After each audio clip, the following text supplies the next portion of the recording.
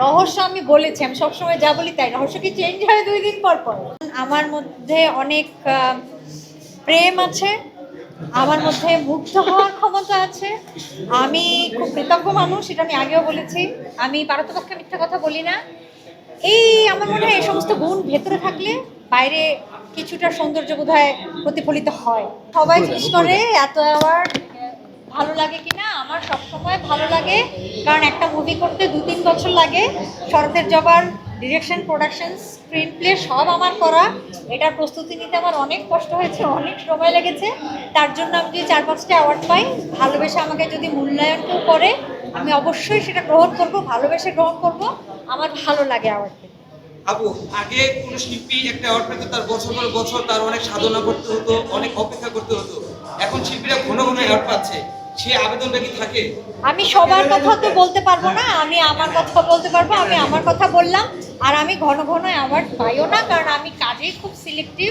গত 25 বছর ধরে আমার এখন পর্যন্ত মুভির সংখ্যা 4টা। আল্লাহর রহমতে 4টাই মানুষের মনে গেঁথে আছে, 4টার জন্য আমি অর্জন প্রাপ্তি পেয়েছি। তো আমার কাজ কম, যখন আমি কাজ করি তখন মানুষ আমাকে মূল্যায়ন করে, ভালোবাসে। এটাই আমার প্রাপ্তি। বর্তমান সময়ে তো অনেক সাংবাদিকদের মুখোমুখি হচ্ছে, সবচেয়ে কোন প্রশ্নে বেশি মুখোমুখি হচ্ছে? ওই যে রহস্য কি?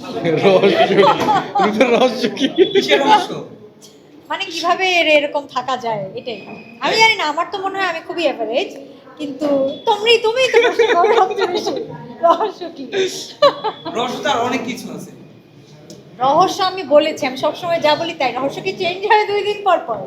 আমি তো বলেছি যে আমি কিছু, মানে এগুলোকে আমি গুণ বলি। শাড়ির লুক না হ্যাঁ, রূপের না এগুলো সৌন্দর্য? কিছু না। আমি কিছু বিষয়ে নিজের মধ্যে ধারণ করি, লালন করি। যেমন আমার মধ্যে অনেক প্রেম আছে, আমার মধ্যে মুগ্ধ হওয়ার ক্ষমতা আছে। আমি খুব কৃতজ্ঞ মানুষ, এটা আমি আগেও বলেছি। আমি পারতপক্ষে মিথ্যা কথা বলি না। এই আমার মনে হয় এই সমস্ত গুণ ভেতরে থাকলে বাইরে কিছুটা সৌন্দর্য বোধহয় প্রতিফলিত হয়। এগুলোই কারণ, আর কোনো কারণ নাই। কি নিয়ে বর্তমান সব ব্যস্ত সময় পার করছেন? আমি খুব অল্প কাজ করি, আমি সবসময় বলি। আমি 8 বছর পর শরতের জবা করেছি, এবং সব আমি করি, খুব মনোযোগ দিয়ে কাজ করি। সো আমার কাজে একটু সময় লাগে। ফিল্মের প্রস্তুতি চলছে, ইনশাল্লাহ রেডি হওয়ার পর আমি বলি। আমি আগে এগুলো বলে খামাখা আগে বলতে হয় না, জানেন তো, কেটে সেরা। আমি না খুব বেশি ফিউচার নিয়ে চিন্তা করি না, কারণ সত্যি কথা যদি আমরা বলি তাহলে আমরা জানি না 1 মিনিট পর কী হবে। সুতরাং আমি এইভাবে ফিউচার 26 কীভাবে 27 কীভাবে যাবে আমি জানি না। আমি এটাই চাবো, আমি এবং আমার ভালোবাসার কাছের মানুষরা যাতে সুস্থ থাকে, ভালো থাকে, এবং তারপর যেন আনন্দে থাকে, এতটুকু চাবো। আচ্ছা, অনেক বছর পরে ঢাকা শহরে অনেক তীব্র শীত পড়েছে, শীতটা কেমন উপভোগ করছেন? উপভোগ আপনাদের থেকে মনে হচ্ছে আমরা বেশি করছি, আমরা আর্টিস্টরা সোয়েটার ছাড়া, কিছুই ছাড়া, শীত বস্ত্র ছাড়া আসতে হচ্ছে। যাই হোক, বাট অন্যান্য সময় যেটা হয়, সত্যি কথা যে এ ধরনের প্রোগ্রামে মেকআপ গেটআপ নিলে, শাড়ি টাড়ি গয়না টানা পরলে কষ্ট হয়, গরম লাগে।